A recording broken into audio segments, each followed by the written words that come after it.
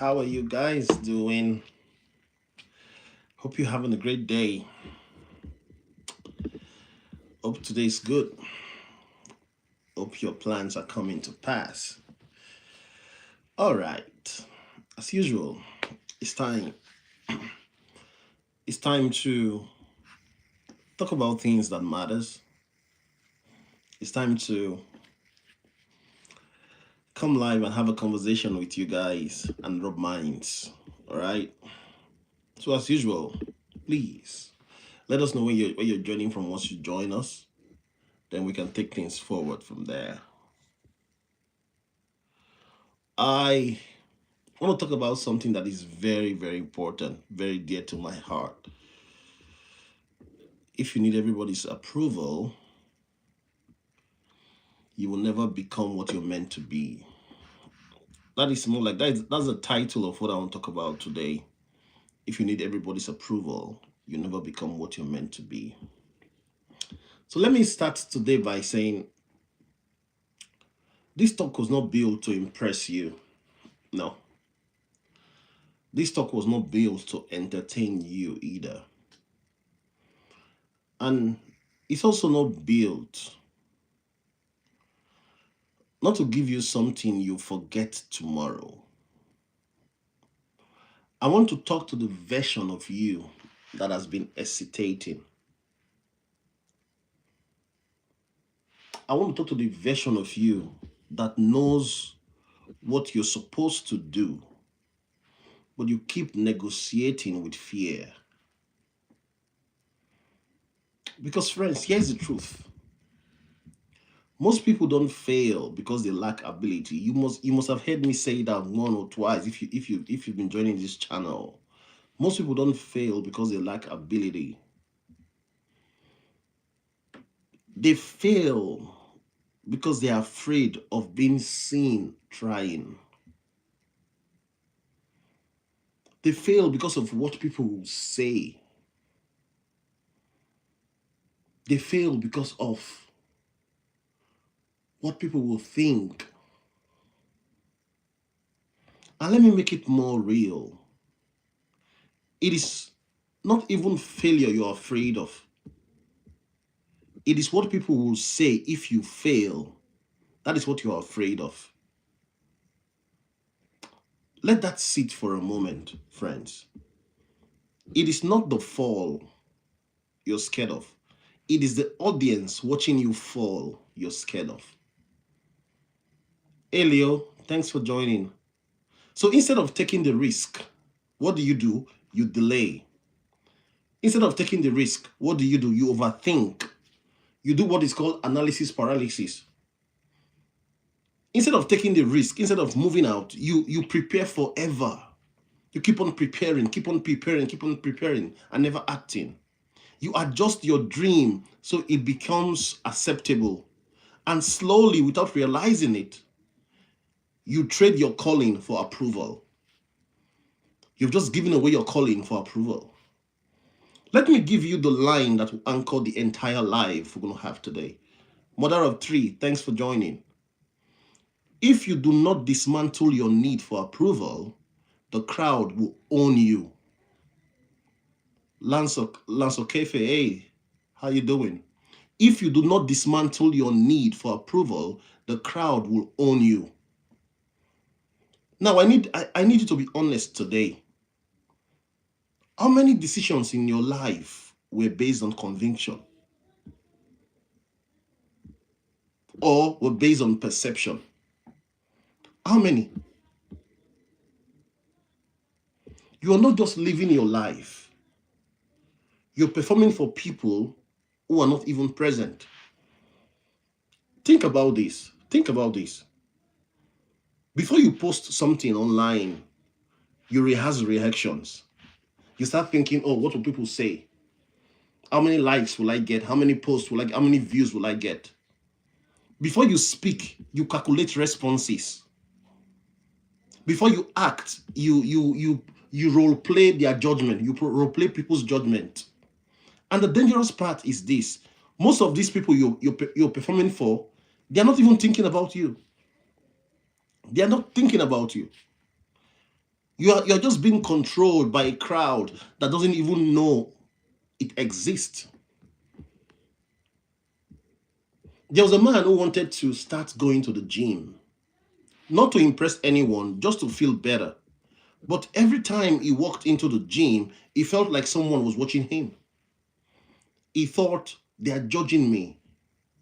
They are laughing at me. They can tell I do not belong here. So what did he do? He left. What he didn't realize is that everyone else in that gym was thinking about themselves.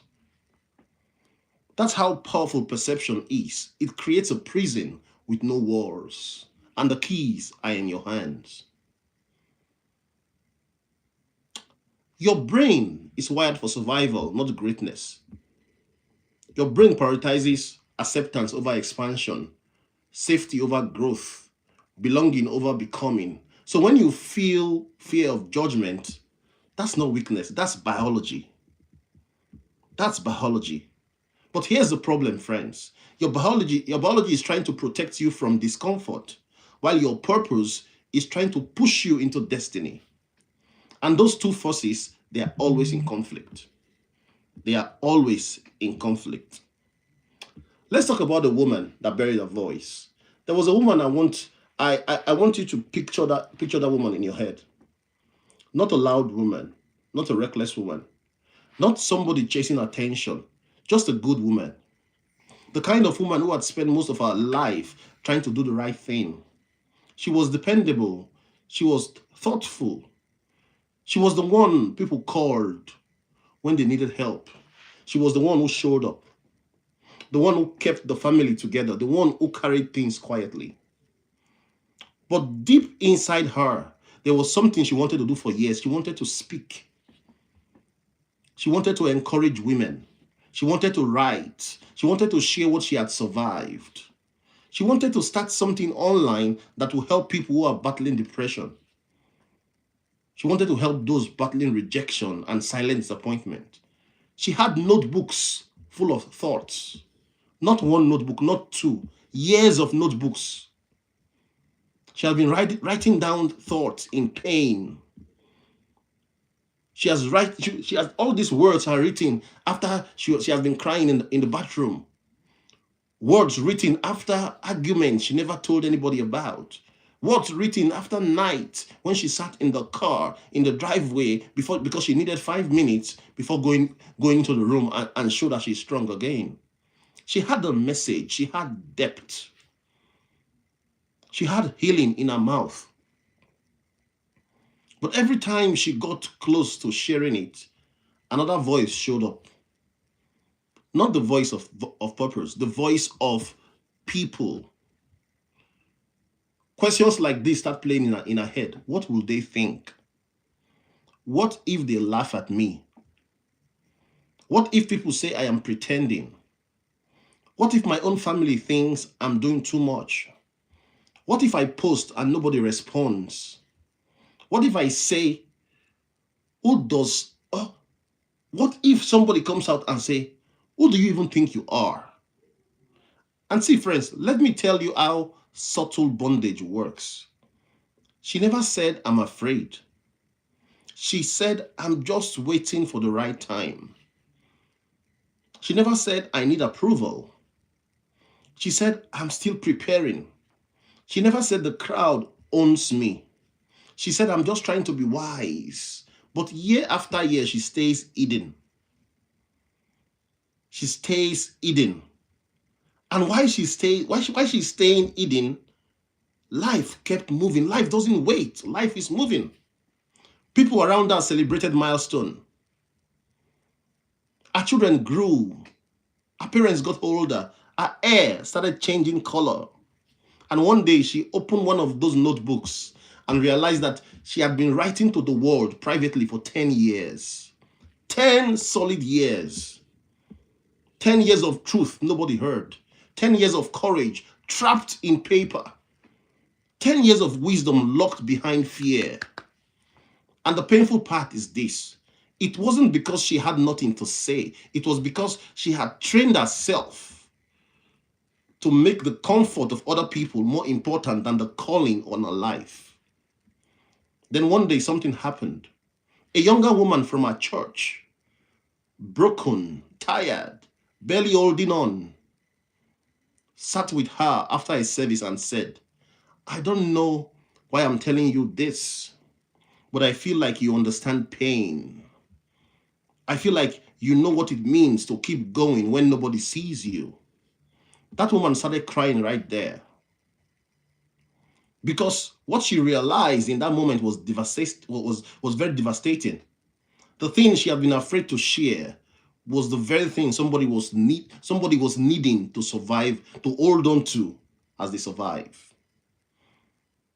And she went home that night and cried.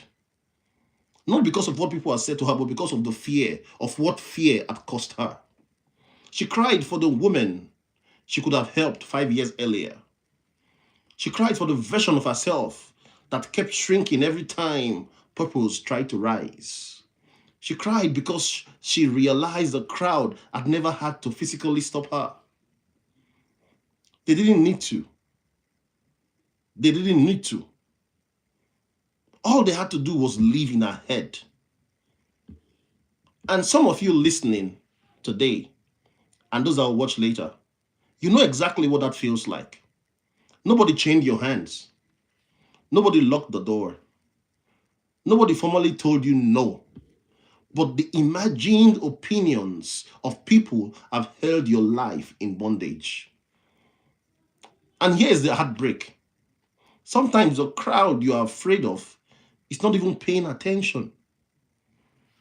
They don't even know. They're not looking at you. Everybody is doing their own stuff on their own way. You lost sleep over people who have moved on. You buried a gift over comment nobody ever made. You silence your voice to protect yourself from a humiliation that only existed in your imagination. This is the high cost of invisible audience. Invisible audience, not that they destroy you, that you destroy, the issue is that you destroy your own becoming trying to avoid them. And that woman finally began to share. Not perfectly, of course. Not polished, of course. She's got an accent. Not viral, but she was sharing honestly. She was sharing honestly. And the first few times she did it, her voice shook, her voice broke. But eventually she said something powerful. I wasted too many years trying to keep people comfortable with my silence. That's the line right there. I wasted too many years trying to keep people comfortable with my silence. Today, friends, I need somebody hearing me to ask yourself this question. Who benefits from your silence? Who stays comfortable because you won't become? Who gets to remain unchallenged because you keep shrinking? Because every day you choose approval over purpose, something holy in you goes back to sleep. And that's why I'm telling you today, the invisible audience is expensive. Oh, they're very expensive. The effect of the invisible audience is so expensive. It doesn't just steal confidence. It steals time. It steals contribution. It steals obedience. It steals impact that you would have made.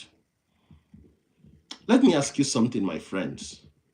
How many versions of you have already died because you're trying to be acceptable? Think about that. The business idea you didn't start, the conversation you didn't have, right? The opportunity you didn't take, the opportunity you refuse to look at, the version of yourself you abandoned so you abandon yourself so you could stay approved, so people could say, yeah, you're the guy, you're the G. The invisible audience doesn't just delay you, it erases you over time. You forget yourself and forget your calling. And if you're not careful, you wake up one day living a life that makes sense to everybody else but feels empty to you. If you're not careful, that will be your lot. Let me shift your perspective today a little bit. Not everyone who criticizes you is trying to help you. No. Some people criticize you because your courage exposes their hesitation. Some people criticize you because your movement highlights their stagnation. Some people criticize you because your growth makes them uncomfortable. So it is not everyone that criticizes you that is doing that for the good reasons. No. And remember, friends, remember this: when you change, you threaten the identity people have built around you. They don't just see you differently. They lose the version of you that made them comfortable. So what do? They resist your changed personality. And most of the time, it's not out of hate. It is out of fear, because they see that they are now losing you. The person that you have become, now that you're changing, they see that they don't have their arms around that anymore. So they're now losing that. See, think about it. So many of you online and those that will watch later, there was a time you had a lot of people supporting you until you started to change. You started to say, no, I want to go this route. That was when the support ceased. Why? It is real.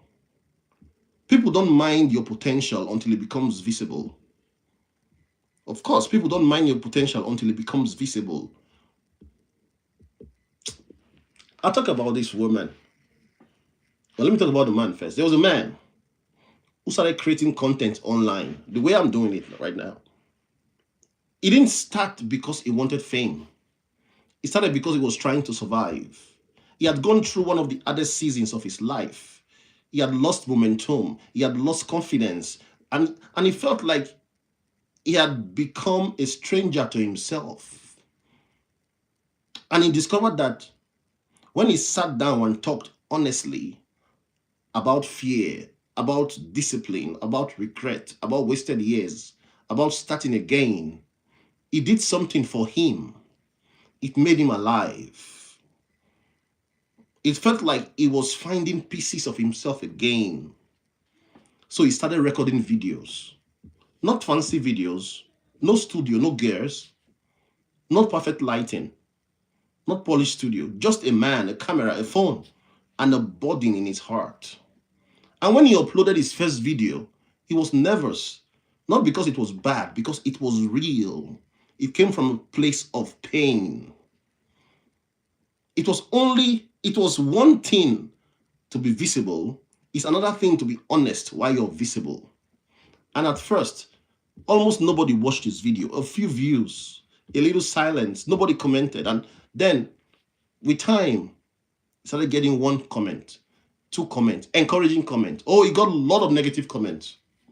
And then he thought, maybe this actually means something. Maybe somebody's learning something from what I'm doing. Maybe this is part of something important. Maybe all that pain can become purpose, he thought. Then came the moment, just one moment. Not a paragraph, not a sophisticated argument. Just enough poison to get into his head. It said something like this: who told you you should be teaching anybody anything? You sound fake. Stick to your day job. This isn't for you. Now, let me tell you something, friends. When you are already vulnerable, one negative moment or one negative comment doesn't land on the screen. It lands on your identity. Oh, it hits you. It smacks you across the face.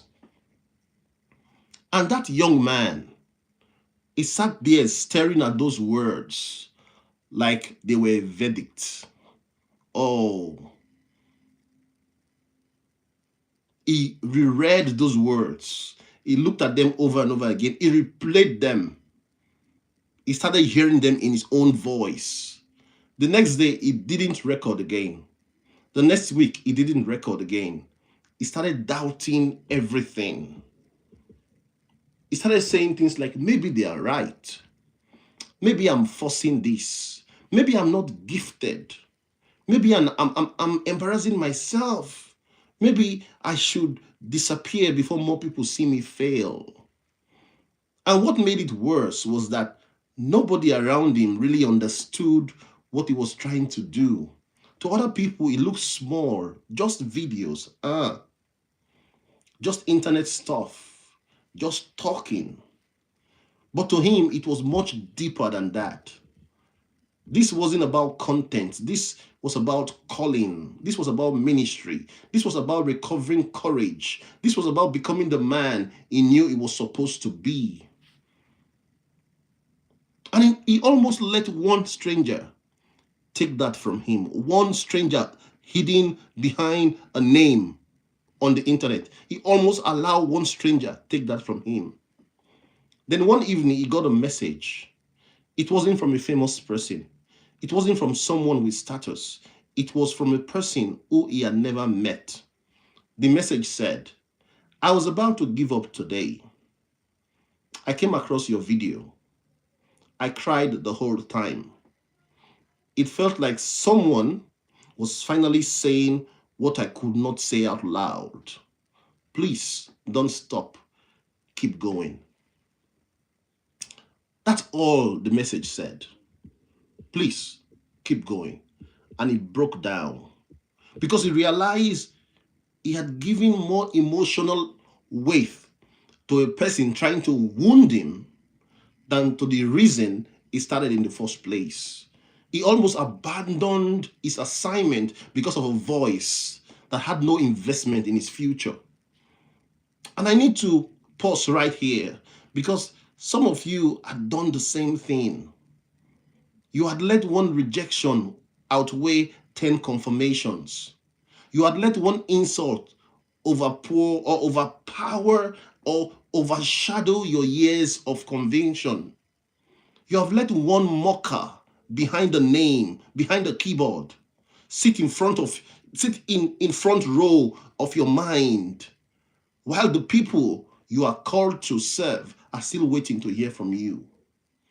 That young man started again, but this time he changed the way he measured himself. He stopped talking or he stopped asking questions like, did everybody like it? No. He started saying, was I honest? He stopped asking, did this content go viral?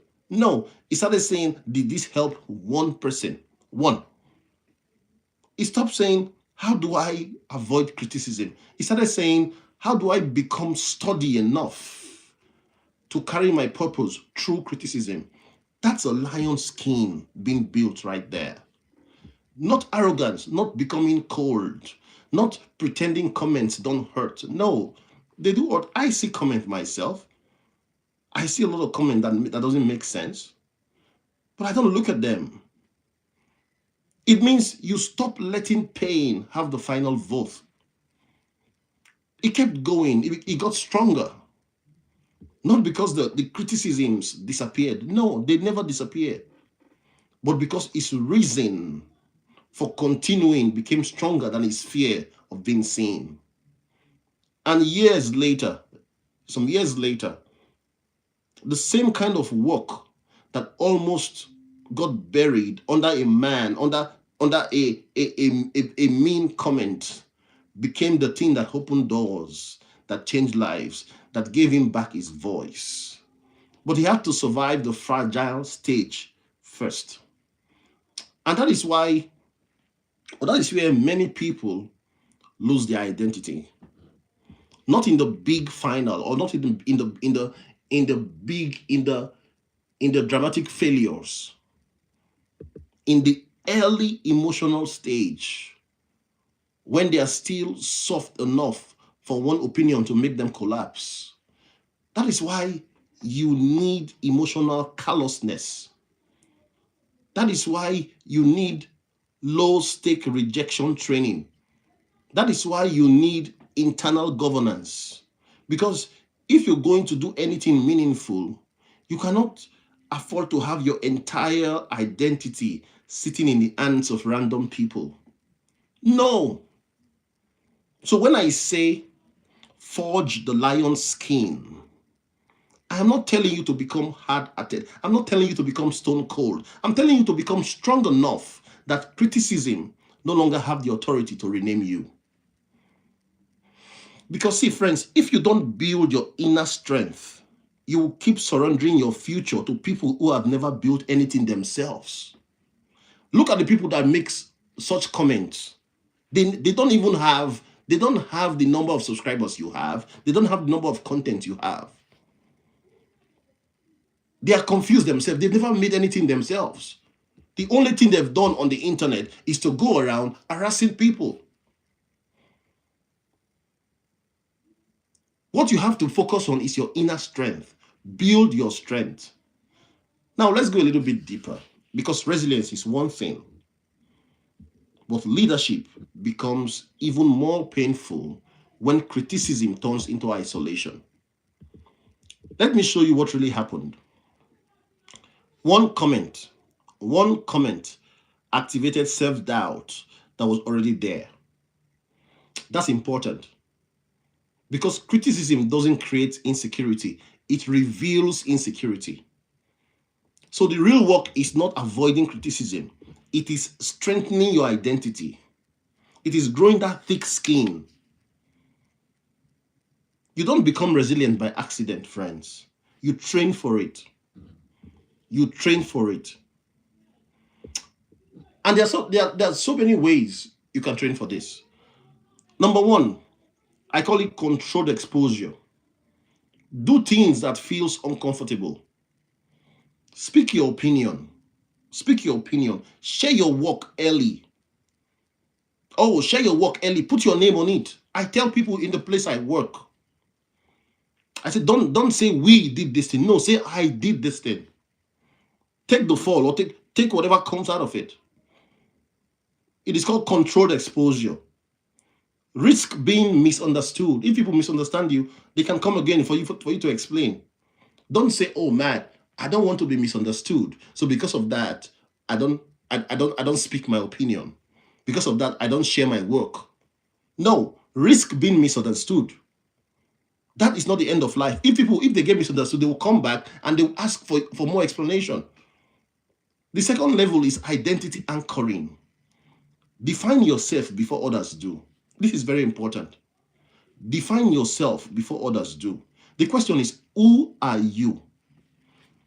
Forget about everything. Forget about every person. Who are you? Answer that question. Another question is, what do you stand for? Oh, what do you stand for? Another question is, what are you building? What are you building? If you look at my channel, if you look at one series, you can tell what I'm building. You can tell what I'm doing. I don't need the crowd at this point. I don't need that. Because most of these things I say, they are things that help build me. They are building me first. They are building me first. I am becoming. Oh, Matt doesn't do these things. I like to stay on my own. I like to stay on my own. But now I find myself doing these things. It is changing me first. Another level I call level 3 is what I call internal metrics. Try to measure consistency. Try to measure your courage. Try to measure growth. You shouldn't be doing this for applause. No. If you're doing it for applause, then you're waiting for people. You are waiting for opinions. And opinions don't take you anywhere. It's a vehicle without pressure in its tire. It doesn't move. People's opinions doesn't move. Besides, nobody's got opinion. Everybody is busy with their life. The people's opinion is in your head. It's in your head. Focus on your internal being and clean things up. Clean things up. There was a man who saw a future nobody around him could see. He wasn't reckless. He wasn't lazy. He wasn't avoiding responsibility. He was working, he was paying bills, he was showing up, he was trying to do right by his family. But something in him would not leave him alone. He knew he was supposed to build something different. He knew that. He knew his life could not just be reduced to surviving from obligation to obligation, monthly pay to monthly pay. No. He knew there was another level in him. He could tell more discipline, more purpose, more impact, more vision. So what did he do? He started making changes. He woke up earlier. He started learning at night. He cut out certain habits. He began saying no to things that used to own his time. He started investing in an idea that nobody else around him respected yet. And at first, people were patient.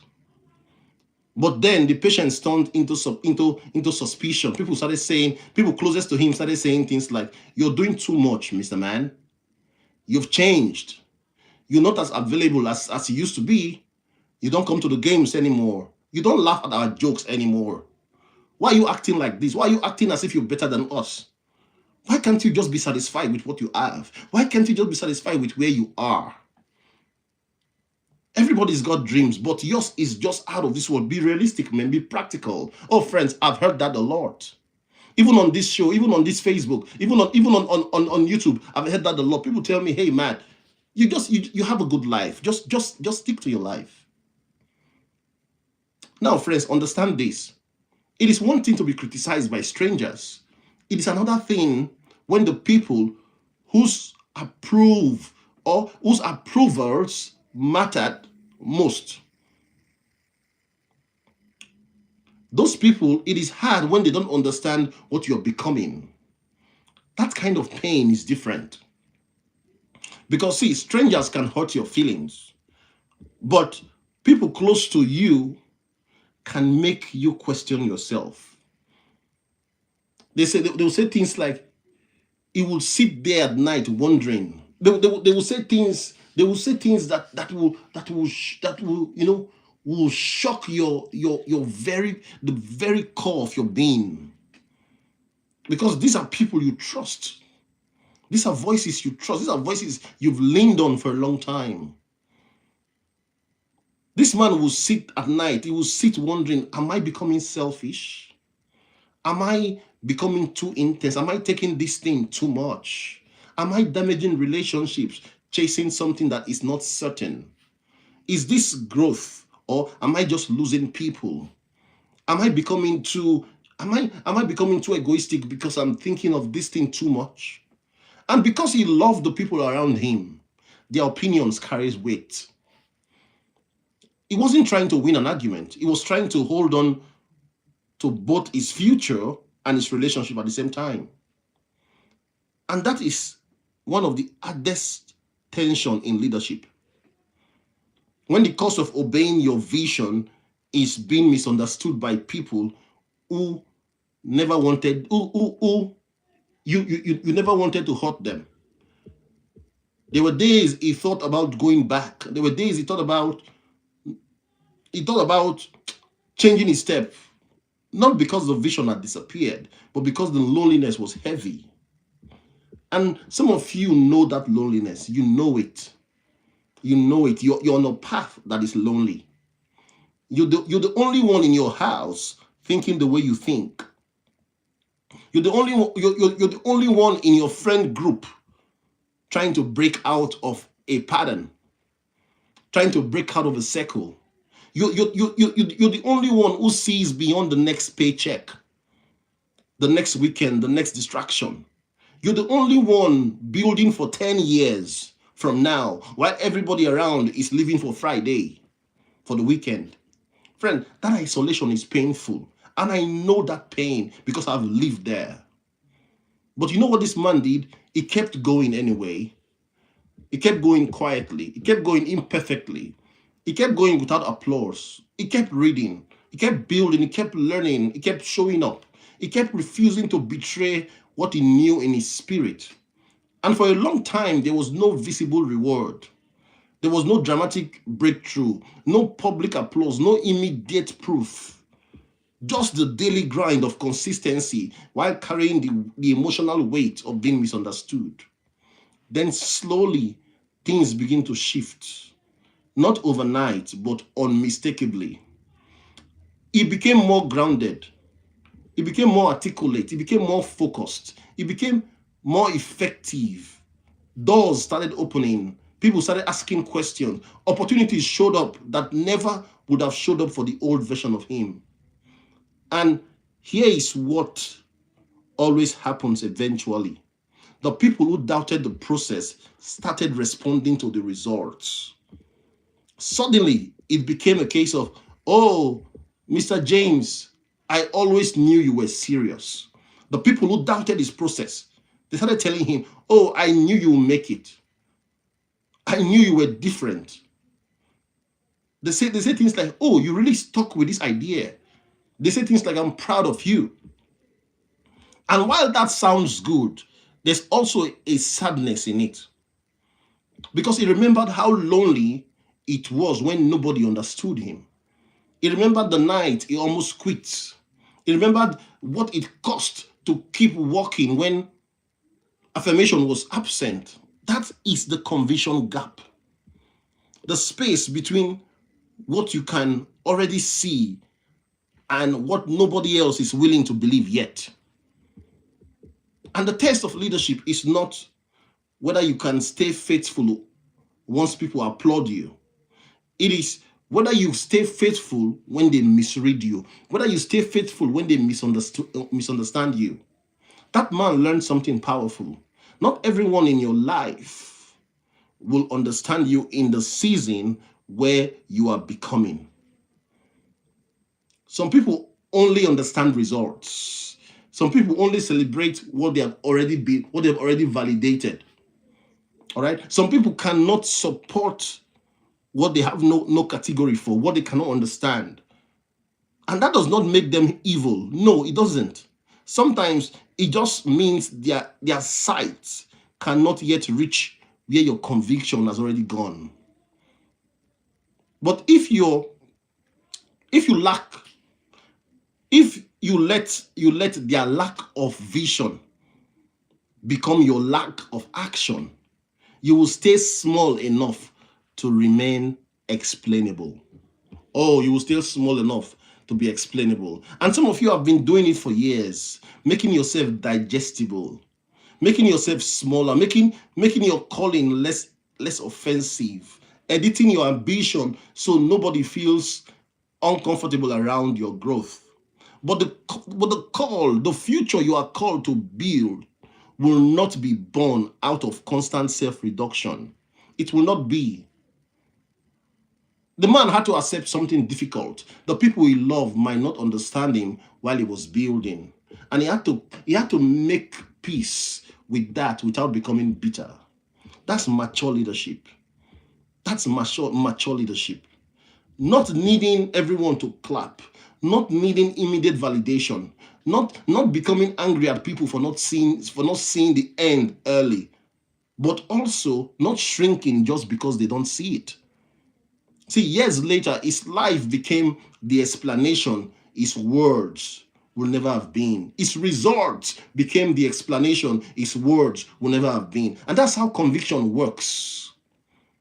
You stay with it long enough. You stay with this idea long enough. You stay with this action long enough. And eventually, the fruit speaks in a language doubt can understand. You started posting content on YouTube. Nobody's watching, nobody's commenting, nobody's saying anything. Stay with it long enough. Remain on that path long enough. Eventually, your result will bring the people that will watch it.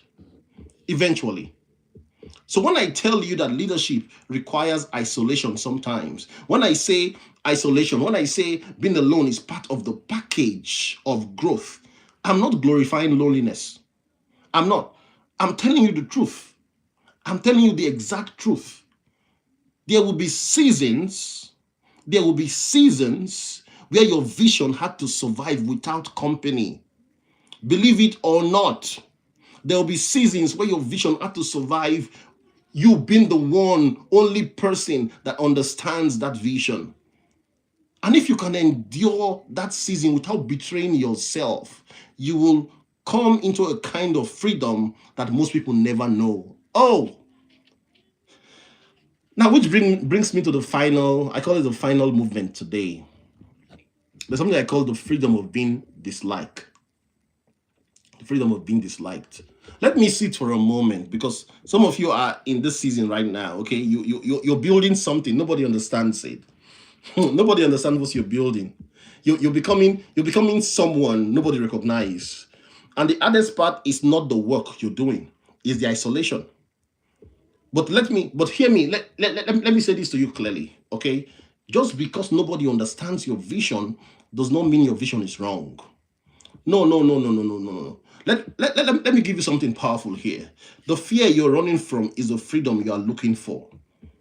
That fear you're running from is the freedom you're looking for. When you stop needing approval, you stop shrinking, you stop negotiating your identity, you stop editing your truth, and suddenly you move differently. You move differently. There was a woman who always played small in meetings. Always. Then one day she decided, I'm not going to say what I actually think. I am going to say, no, she decided, I am going to say what I think from now henceforth. I will not remain that person that keeps quiet and doesn't say what she think. Do you know what happened the first time? Her voice shook. When she wanted to talk, her voice shook. Her hands trembled. But even at that state, she spoke. And nothing bad happened. That moment changed everything. Not because the room changed, because she changed. She changed as a person. Let me leave you with this thought this afternoon. At the end of your life, at the end of this life that God has given to you, nobody will remember how safe you played this life. Nobody will remember how safe you played this life. Nobody will remember how you de-risked everything, how you did not take any risk. Nobody will remember that. What they will remember will be what you built, who you became, what you stood for. That's what people will remember at the end of this your life. So today, you have a decision to make, my friend. The comfort of the crowd or the fulfillment of your calling. Choose one. If they criticize you, let them. If they doubt you, let them. If they misunderstand you, let them. Just don't let them stop you. Thank you so much, friends, for your time. Thank you for sticking around. If this message resonates with you, kindly share it with someone. Share it with them. You might just be a life changer. Thank you so much. And let us know what you think about these things. Comment, like, and hit the subscribe button. All right? See you in subsequent times. Bye for now. This is Matt Miller signing out. Bye for now.